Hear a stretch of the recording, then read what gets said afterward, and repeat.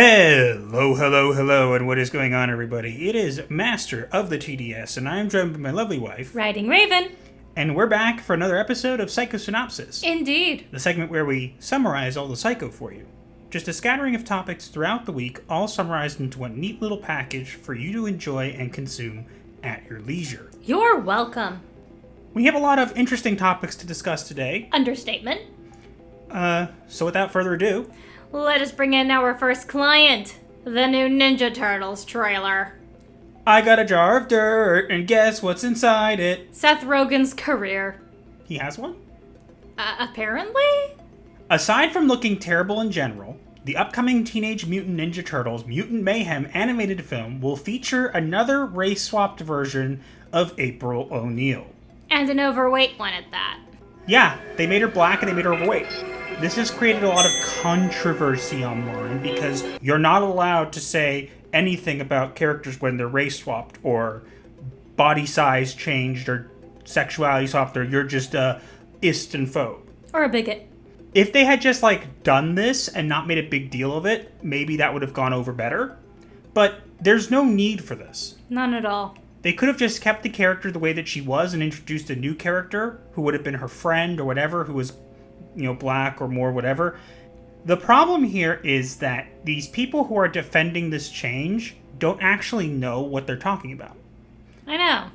Because in the original comics, they tried to use examples of oh, look, here's where she's black or whatever. No, she's always been mixed race, if anything. They did in the... what series was it that they did on Nickelodeon not too long ago? The more recent one that wasn't the 3D animated one that's actually really good in the first few seasons? But didn't they have a black April O'Neil in it? Yeah, the 2D cartoon one. Now, correct me if I'm wrong, I don't remember hearing backlash about that one. I think that's because no one really talks about it in general. It wasn't very good.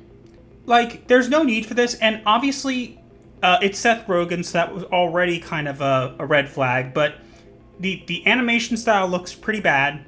He's making some really weird creative changes to, characters, gender swapping a couple of the villains. Mm-hmm, and Donnie sounds like a girl. Yeah, but you can't say that on Twitter, because that means you obviously, when you put a question mark after they made Donnie a girl, obviously it means that you thought he was a girl, and that's it. And there's no other interpretations to be had. But at the very least, he sounds like a prepubescent teen.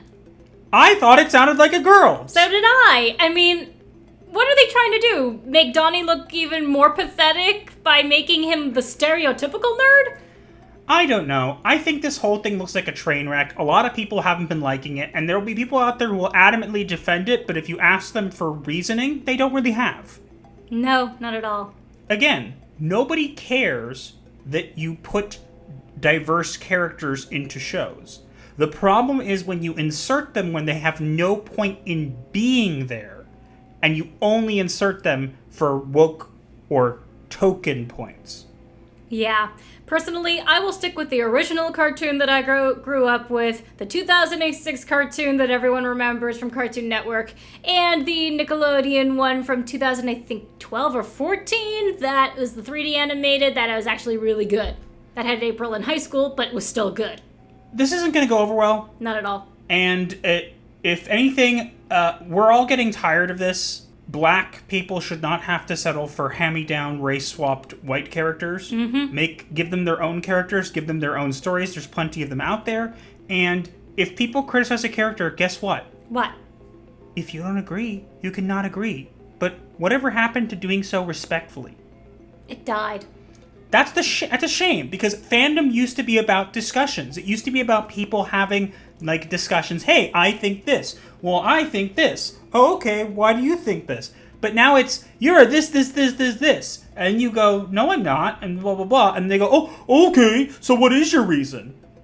Why would I even want to engage with you after you just called me a bunch of names? It's not even, first off, the names mean nothing. But why would I want to engage with anybody like that? You wouldn't. It's a shame that we've lost that. No one's looking forward to this. Not at all. Let's move on. But speaking of Seth Rogen, he's being a wimp. Seth Rogen says, if media critics knew how much negative criticisms, quote, hurt the people that made the things, they would second guess the way they write, end quote. Oh no, did you get criticism for something you made? Welcome to reality. Oh my god, he's so pathetic! People don't seem to realize that it doesn't matter what you make these days. There's always going to be someone out there who has criticism. Yeah, and at least as a writer, I have the grace and dignity to take it well. Like, I had, back when the whole Gail Simone thing happened with us and I got attacked, my writing got attacked, someone actually gave me a valid criticism point of a mistake that I had made. And I said, okay, thank you for pointing that out. I'll keep it in mind for the next story. Of course, they didn't respond after that because they didn't want it to come off as a criticism. Actually, that guy was pretty respectful in his criticism. It was everyone else who was being, like, rees.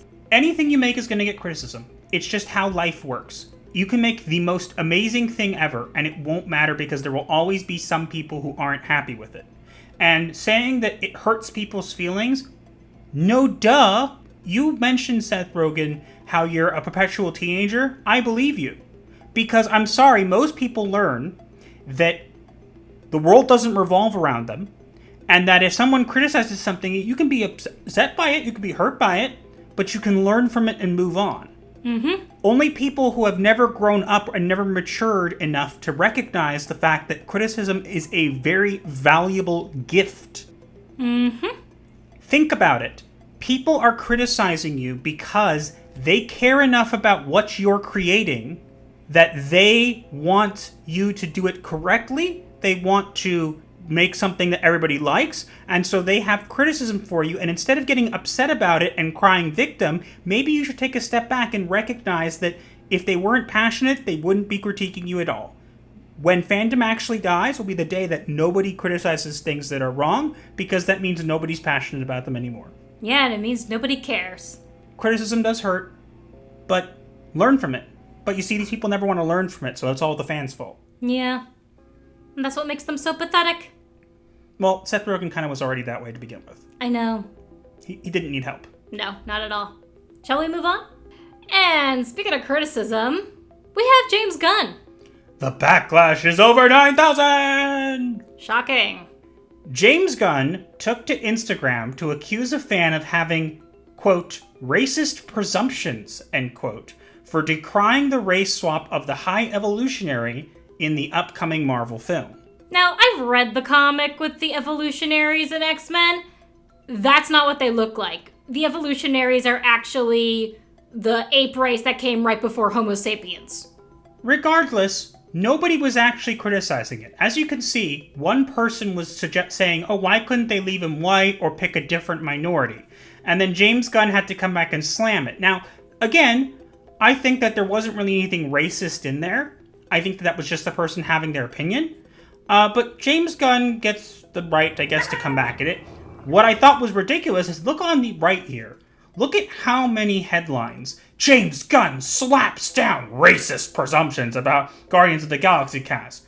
James Gunn claps back at racist trolls complaining about the race of the High Evolutionary. You would think there's a bunch of people somewhere getting mad about this. There isn't. It's literally just this one guy. I literally looked through Twitter and looked around. Nobody else is caring. Because again, if you do it and don't make a fuss about it, yeah, people are still going to get upset about it, but you'll get less backlash. If you go out there and say, look, re-race swap the High Evolutionary, look, then people are going to have more to say about it. Yeah. Either way, this guy, it doesn't look good. Yeah, I don't like the design of the costume. I think the costume could use some work. To be fair, I think this is his wearing what he wore to a Comic-Con to announce this, so maybe it will look better in the actual movie because they can use actual practical effects and stuff like that. Yeah, but Disney these days focuses more on visual computer effects than practical effects. Yes, but we don't know how it will look based off of that. They've been having troubles with people, with effects and CGI and stuff like that, but we don't know what exactly the costume may undergo certain changes or things for being in the MCU and being in the actual movie versus what we're seeing on screen. So I think it's fair to say we don't know if that's the final product, at least. Maybe, but I still don't like it. It just doesn't look right. What's going on with his face? And his head? I don't know. Look, I really didn't have a problem with this. Honestly, I didn't even really know about this. Neither did I until it was brought up. The only way I found out about it was because of all the articles saying, slamming the racist, and there's no racism. This person was not saying, oh, I think that you're being woke, whatever. He was saying, hey, can we change another character and make it something like an actual different minority or something else? Because he's just basically saying they'll race swap them, they'll gender swap them, and that's all they do. And they don't actually make good characters. Now, this person may be a great character in this role. We don't know. No, we don't. But most of us at this point don't care. Yeah, I didn't know about this. I didn't care. I think that the Guardians movie, Guardians of the Galaxy 3, will be good because it will make money because people want kind of like a closure to that. But there was no reason to be this rude about it. And shame on the media, again, for taking something and inflating it out of proportion. Running some damage control, are we, Disney? Yeah, probably. It's all they seem to do these days. You forgot to wait till the movie actually comes out. I also want to address one of the titles. You can't see it because it's covered up by it. Was actually saying that it was not just racist, but it was also homophobic. I don't know about you. Maybe you could make a case for racism here, but do you see homophobia? No. It's okay. We can just throw whatever buzzword we want in there. No one will doubt us. Right. And you're supposed to be the moral arbiters? Laughable. Moving on. And speaking of Marvel, we have the Punisher. It's time for a new kind of punishment. Oh god, please don't make them put that logo in the show. Please don't make them put that logo in the show. Marvel Studios has reportedly confirmed that Jon Bernthal's version of the Punisher will be making his official leap to the Marvel Cinematic Universe in Daredevil: Born Again. They're totally going to use this new logo. Of course they are, and they're going to make him that he uses katanas now, like in the comics, which is why I gave him... You guys may not realize this, but I actually put the shirt on him, and I gave him the katana as well. I think I did a pretty good job. You did an amazing job. I honestly thought it was real. It does look pretty good, but that logo you see on his chest is the new Punisher logo. I've actually covered this, I believe, in the past as well. Mm-hmm. They changed the logo because they feel like that people use the regular logo as a sign of like bad things and bad people, and it's not. It really isn't. It just looks cool. People like it because of what it stands for and because it looks freaking cool. But they're like saying that cops get it and they shouldn't because it means vigilante justice, and no, it's a cool logo. Stop crying. It's a cool logo for people who like punishing people who deserve it. Well, that and people who just like cool logos in general. Yeah, that too. I mean, I'm glad for Jon Bernthal. He's great in the role of the Punisher. Oh my god, yes. But I'm not holding out much hope for this Daredevil series because they're making it, like, they're dumbing it down and they're making it more Disney-fied, and they're probably going to do the same thing to the Punisher, and that's what makes me think, I'm calling it now, is that they're going to use the opportunity of bringing him in to change the logo because they have to. Unfortunately, why couldn't these shows have stayed on Netflix? Netflix actually did a good job with them. Well, towards the end, they started to kind of get a little top-heavy, but they were definitely some of the best Marvel TV shows that I've seen. And again, I haven't seen any of the newer ones in Disney Plus because they haven't interested me. Not at all. And I have no interest in seeing Daredevil Born Again. I like that they're going back to the characters people know, and I think it's great for these actors who've had the role and did such a good job. Mm-hmm. And I know they will continue to do a good job, at least in their acting. But the story has been terrible. And as we know from seeing Daredevil in She-Hulk, these people don't seem to really much care how they make them look. No. So expect the logo to be changed on the Punisher and him to be using swords. I'm calling it now. They're going to do that at some point because they have to. If they want to use the Punisher, he needs to be different. To own the bad peoples. Or you guys could just do something else to prove that you're all wimps. They've done that enough. I know, but they continue to do it, and it's pathetic. I don't want to see the Punisher get destroyed like they did for Daredevil. And again, I know people will say, but we liked She-Hulk and we liked Daredevil in it. That's fine. You can like any of that kind of stuff. You see, people on Twitter will make claims about us and say, oh, they said this, but they don't actually watch our content because they'll know, I have no problem with you guys if you like it. We have no problem if you like what Disney's putting out and you're enjoying it. Good for you. Yeah. We just don't like it. And we're going to call out what we think about it because we believe that, hey, this isn't what we want to see on the TV screen. And if it's what you want to see, that's fine. But at least respect where we're coming from. Mm-hmm. Seems like a lot of people can't do that anymore. It's like a lost art. Yeah. But I'm not interested in seeing this. I will probably finish The Punisher at some point. I didn't get to season 2. Yeah, you should. It's not as good as season 1, but it's still pretty good. Whatever. I'll get to it at some point. But I'm not looking forward to this. I'm calling it now. They will change the logo. They'll use it as an opportunity. It's too good of them to do it. They used it as an opportunity to change Daredevil's suit. Yeah. Good luck. Moving on. And next up, we have No Game, No Life. Cope and Seethe. No Game, No Life creator Yu Kamaya fires back after Western Reader criticizes series' lack of dark-skinned characters. So, honey, do you want to read what he had to say? Sure. Translated from Japanese. I received a DM from a foreign reader scolding me, saying there were people with dark skin in medieval and early modern Europe. Why is it not in your work? First of all, Disboard is not in Europe. Disboard is the name of the planet that the show takes place in. Were there furry ears or elves in medieval Europe? Also, there are usually brown-skinned characters. And what he means by that is, if people do not know, the show does not depict a lot of things that were depicted in the manga. But there are darker-skinned characters in the manga. Shocking. I know. So in other words, he's saying, basically, you don't know what you're talking about, and I'm going to do whatever I want, and you basically can just deal with it. I mean, if we're talking about a manga/anime that takes place on a game world, run by a god who is literally the god of play and games. It's a good show. You guys should watch it. It's an anime, obviously. Mm-hmm. The fact that these people are willing to, fight back and say, no, is good. We need more of this. Thank God for Japan! And I'm not just talking about Japan. We need more of this in our media, too. And general. People should not have to cave for what these weirdos say. Criticism and what fans have feedback, that is stuff you should listen to.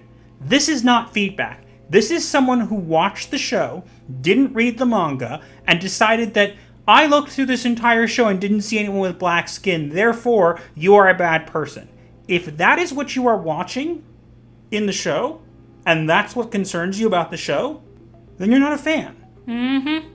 It's ridiculous. I'm tired of seeing this because it's like these people don't actually have criticism. They just want to find reasons to be outraged. I know. That's such a pathetic way to live. Before anybody says, well, what you guys are talking about, April O'Neil, whatever, there's a difference between changing something that was established into something else and wanting things to be inserted into things where they don't belong. Yeah, there is quite the distinction. But I'm glad that he kind of fought back on this. He did also say that, he was curious if he might think differently or feel differently if he continued to live in the US instead of moving to Japan when he was 7. Good on you for not taking that crap. These people are not your fans, clearly, because they haven't read the manga and figured that out. And again, if that's what they're caring about in the show, then they shouldn't be watching it. Mm-hmm. Imagine watching a show and looking to see whether they have a certain quota of people with this gender or this sexuality or this skin color. Imagine watching a show and doing that. I can't. What kind of normal person would ever do that? None. Exactly. So, not fans, weirdos, get lives. And therapy. Well, as he says, no game, no life. You have no game, but you also have no lives. Boom! Nice. Moving on. And next we have The Acolyte. Producer Karen McCarthy is suing Lucasfilm after her wrongful termination from Disney Plus's The Acolyte cost her dearly. Yay! Lawsuit! I want to clarify what this is. So this producer person was offered a position by Apple and by Disney, and she chose, obviously, Disney. And then they kind of had her working and whatever, and then didn't pay her, and then kind of said, oh, we're going to drop you from the project. And obviously she lost the other deal as well. So now she's out 2 jobs. So I do think she has a case. I think that Disney will do what Disney does best. Throw money at it. Yeah. Here, have some money. Here's some hush money. Go away. I mean, I had a relative who worked in the entertainment industry, and he said that when it came to lawyers, the one company you never wanted to go against was Disney because they always had the money to make the case go on as long as they wanted to. That's how they win. Now, they don't necessarily have that kind of money nowadays, but that's how they win, is they stall you out enough because you'll run out of money before they do. Yeah, unfortunately. This show is obviously the show that's going to be done by Leslie Headland, which is the assistant of a certain person in Hollywood that we cannot name for the sake of not wanting our video to become demonetized or getting in trouble. Yeah. But you guys know who it is. Yeah, if you don't, there are plenty of other videos describing it. But this show, everything about this show screams like terrible already. Maybe it'll be good. But I can't, help but kind of... I don't feel sorry for them. Yeah. I'm just happy to see Lucasfilm and Disney getting sued. I think that more people need to do this. Now, I'm not saying you sue for every little thing, but I think more people need to not let these big corporations bully them and push them around, because these companies will just shell out money and make problems disappear. And guess what? That's not how it actually works. Mm-hmm. But not interested in this show. I do hope this person, if what she's saying is true, and she has stuff to back it up, I do hope that she gets some kind of compensation that makes it worth her while, because no one shouldn't have work. Yeah. And, Disney gonna Disney. Yep. That's really all there is to say on that. This is not the show you're looking for. Moving along. And lastly, we have Wednesday. No more romance. Jenna Ortega expressed her desire for the successful Addams Family spin-off to focus more on the horror of the premise and move away from any romantic subplot involving the protagonist. Thank you! In other words, shippers, cry more. If you guys do not know, shippers have been trying to ship Wednesday with Enid, the rainbow werewolf. There's never been any indication that Wednesday is in the LGBTQ community. No, she clearly expresses interest for the guy. I was worried that they were going to go that route. Me too. Because these shows don't actually care about accuracy for the most part. They just want to do whatever the fans want, in the sense that these people who are shipping these people, I was curious to see how many people liked the show and went on Twitter and looked. Literally, you search the Wednesday hashtag, it's all this fan art of the two of them, which, to be fair, I do think they have a good dynamic. Yes, as roommates and friends. But we don't need anything more. No. It's a shame that people can't just be friends anymore. They always have to be a couple. They don't. And this show, romance should have never been a center point. I think that moving away from that is a good call. I think that fans will cry and scream and yell about how we need them to be a couple. They don't need to be a couple. At least it's admitting that they want to get rid of the love triangle. I hate love triangles. But regardless, I'm glad to actually hear Jenna Ortega say this kind of stuff, because it shows that maybe she's not fully dived off the deep end into the woke Hollywood scene. And I use that term loosely because I'm talking about the people in Hollywood who push this garbage rather than actual story. And that's what I mean by when I say woke. Let me clarify it for the people who are going to ask me to. Yeah.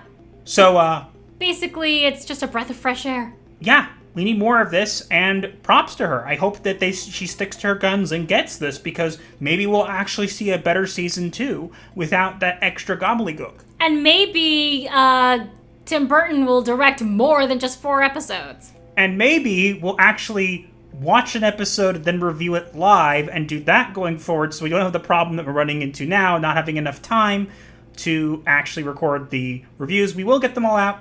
but it'll take time. Unfortunately, we have to rewatch episode 6, which was the most boring episode of them all. Regardless, you can watch our ongoing journey into... Madness. I was going to say. I was going to say journey into insanity, but... Same thing. You can watch our review of that if you guys are interested. But again, it's an okay show. If you want to go watch it, you can. I know people like it, and that's cool if you like it. We don't hate it. We just don't like it either. We think that there could have been a better show there. Maybe we'll see a better show in season 2 because of this new direction. That would be nice. We'll have to wait and see. But make Pugsley an actual boy. You're asking for too much. Ugh. I can hope. Yeah. Moving on. And with that being our last client of the day, it is time for us to reveal the diagnosis of the week. And we got an interesting one for you today. Do tell. So the diagnosis for this week is antisocial personality disorder. Please explain. So antisocial personality disorder is basically a disregard for other people. They lie, break laws, act impulsively, and they don't really care about anybody else. They lack concern, behave irresponsibly, have difficulty continuing relationships and unable to control themselves, and refuse to take the blame for anything that they do. And they'll blame others for the problems in their lives. What better way of classifying Hollywood and the current modern day directors and producers, such as Seth Rogen and other people, who do this same kind of thing? They literally cannot take blame. They cannot take criticism. They literally cannot care about anybody else but themselves. They make these changes because they know it will get outrage, or they know it will appeal to a certain small minority, and then if you dare criticize them, they use it as a shield because they are cowards. No one cares if you make changes in your shows, but stop using race-swapped, gender-swapped characters as shields. They're not shields from criticism. They should be elements in a story, and that's what they always should be. But they don't care. They've never cared about these people. They never care about the people they're portraying, and that's why I feel this is a great diagnosis for this week. I agree. And now we move on to the remedy of the week. And this week we will be sending you to Sporking News Podcast. Sporking is a friend of ours, really good guy, you guys really should check him out, who also does videos and live streams on all the crazy going on in pop culture. Yeah, he does a stream called The Dump, and he also does a very good job. We've been on his show once before. Mm-hmm. And we also got to meet him in Orlando. Yes, we did. Great guy. Got a great channel. You guys should go check it out. You can also check him out on Rumble and Odyssey as well. But if you want some good, news on things, maybe even things that we don't cover necessarily, because he does cover other topics, like things that maybe might interest you guys more. So go grab your sporks, head on over there, and let him know that Gothic Therapy referred you. Indeed. But that is all we have for this week. Let us know what you think in the comments below, and also make sure to like, share, comment, and subscribe with notifications on so you do not miss your weekly therapy session. Or you will be charged. But remember, when you do subscribe, your first session is free, so smash those buttons like they're bad kitties. And do consider joining us at the Dusk, Midnight, or Dawn level. We would appreciate it quite a lot. You can also find links to all of our socials in the description below, as well as links to our merch store and our Discord server known as The Clinic. Be sure to check them out. And if you don't want to follow us on YouTube, you can also find us on Rumble and Odyssey. That's all we got. And we'll see you guys in the next one. Gothic Therapy, out.